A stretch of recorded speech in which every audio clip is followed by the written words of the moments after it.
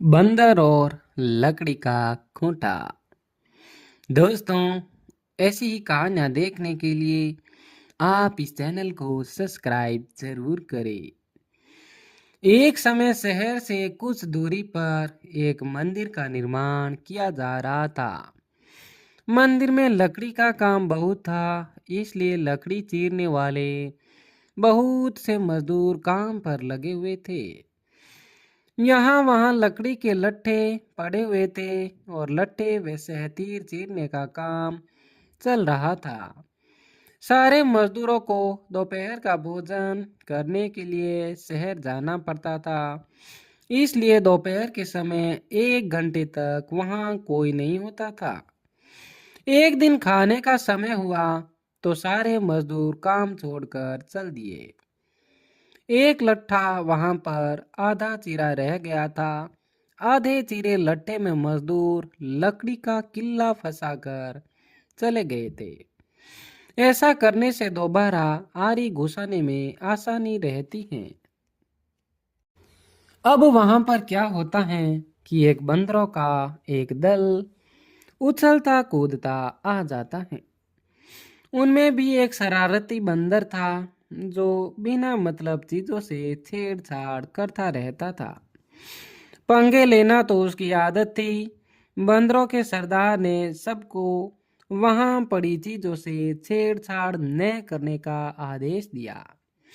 सारे बंदर पेड़ों की ओर चल दिए, पर वह शैतान बंदर सबकी नजर बचाकर पीछे रह गया और लगा अड़ंगेबाजी करने।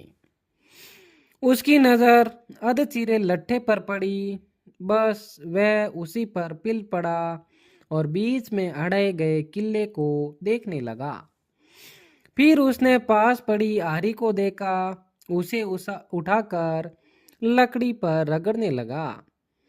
उससे किर किर की आवाज निकलने लगी तो उसने गुस्से में आरी पटक दी।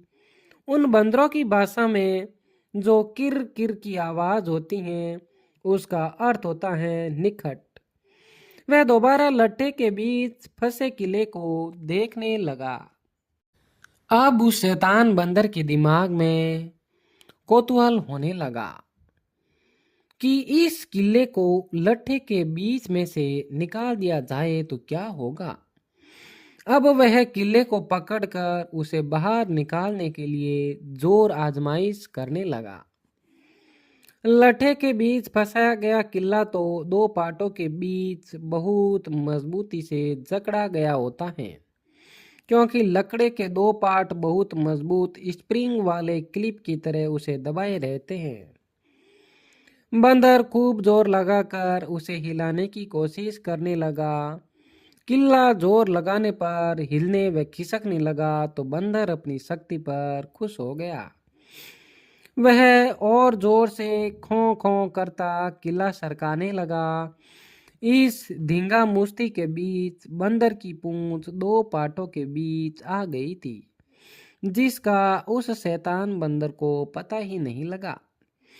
उसने उत्साहित होकर एक जोरदार झटका मारा और जैसे ही किल्ला बाहर खींचा, लट्ठे के दो चीरे भाग पटाख से क्लिप की तरह जुड़ गए और बीच में फंस गई उस बंदर की पूंछ। अब बंदर जोर से चिल्ला उठा। तभी शहर लौटे मजदूर वापस आ गए थे और उन्हें देखते ही बंदर ने भागने के लिए जोर लगाया तो उसकी पूंछ टूट गई। वह चीखता हुआ टूटी पूंछ लेकर भाग गया। दोस्तों, इस कहानी से हमें यह सीख मिलती है कि जिस काम से कोई अर्थ न सिद्ध होता हो उसे नहीं करना चाहिए। व्यर्थ का काम करने से जान भी जा सकती है। दोस्तों, अगर ये कहानी पसंद आई तो इसे लाइक शेयर एंड सब्सक्राइब करें और ऐसी ही कहानियाँ देखने के लिए अन्नू स्टोरी चैनल को सब्सक्राइब जरूर करें। धन्यवाद।